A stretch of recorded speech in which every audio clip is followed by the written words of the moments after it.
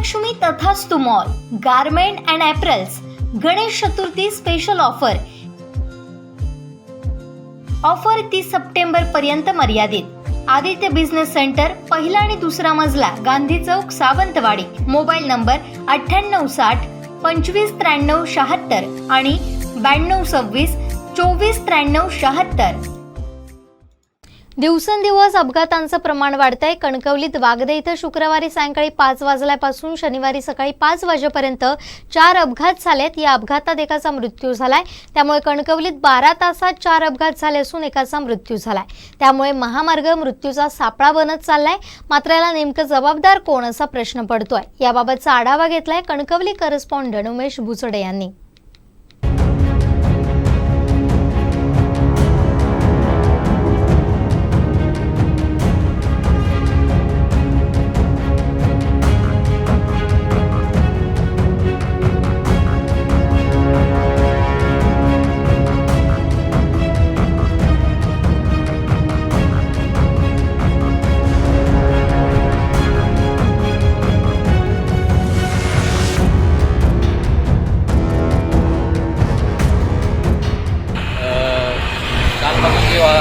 अपघात होत आहेत त्यावर पाऊस चालू आहे। वाहन चालकांनी आपल्या वाहनाचा स्पीड किंवा इतर दर्शक जे फलक लावलेले आहेत तिथे नियमाचे पालन करून गाड्या चालवाव्या। त्यामुळे बरेचसे अपघात होत आहेत आणि जे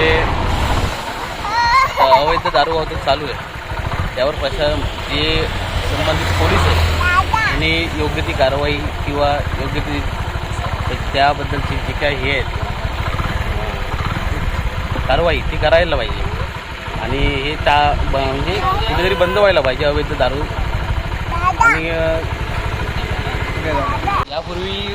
यापूर्वी वागद्यात बरेचसे अपघात झाले, मृत्यू झाल्यानंतर त्यांची घरातली जी कुटुंब आहे ती वाऱ्यावरती येतात।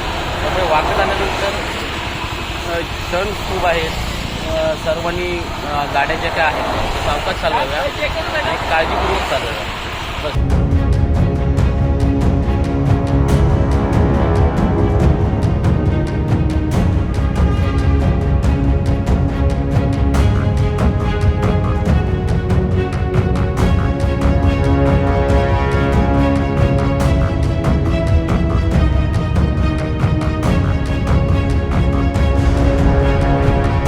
वागदे येथे अपघाताची मालिका सुरूच आहे। एका 12 तासामध्ये 4 अपघात झाले आहेत। याच्यामध्ये एक व्यक्ती मयत आहे, तसेच एक डुकर देखील मयत आहे। कारण शुक्रवारी सायंकाळी 5 वाजल्यापासून हे अपघाताची मालिका सुरू झाली आहे। 29 तारीखला सायंकाळी 5 वाजता पहिली इको कारचा अपघात झाला याच ठिकाणाहून काही 100 मीटरच्या अंतरावर, आणि त्याच्यानंतर लगेचच दुसरा अपघात जी दारू वाहतूक करणारी जी गाडी होती बलेनो गाडी तिचा अपघात झाला।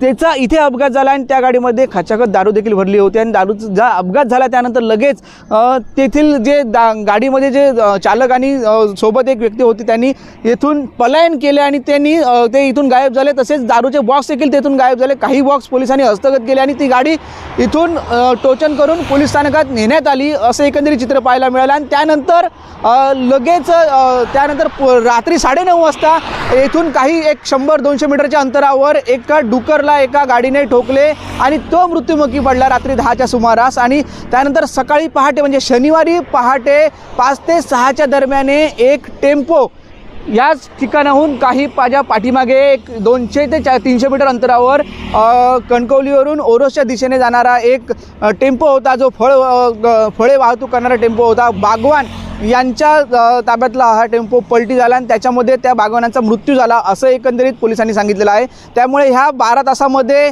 4 अपघात या वागद्यामध्ये झाले आहेत आणि एक जण मृत्युमुखी पडला आहे व्यक्ती, तसेच एक डुकर देखील मृत्यू पडला आहे। त्यामुळे ह्या वागद्यामध्ये ही अपघाताची मालिका सुरूच असल्याचं एकंदरीत आपल्याला दिसत आहे। त्यामुळे जे वाहन चालक आहेत त्यांनी आपली वाहनं सावकाश चालवावी, इथे आल्यानंतर जी वळण असतील किंवा दिशादर्शक फलक असतील हे वाचन करावं आणि नंतरच पुढे जावं अशीच एक अपेक्षा व्यक्त होत आहे। कारण अपघात हे होत राहिले तर आपल्या जीव कुठेतरी जाऊ शकतो आणि आपल्या जीवाला मुकल्यानंतर आपल्या पश्चात असणारे जे आपले कुटुंब आहे त्यांना कुठेतरी याचा त्रास सहन करावा लागतो. त्यामुळे कुठेतरी वाहन चालक याची काळजी घेण्याची गरज आहे. कॅमेरामॅन साहिल बागवेसह उमेश बुचडे, कोकण 7 लाईव्ह, कणकवली.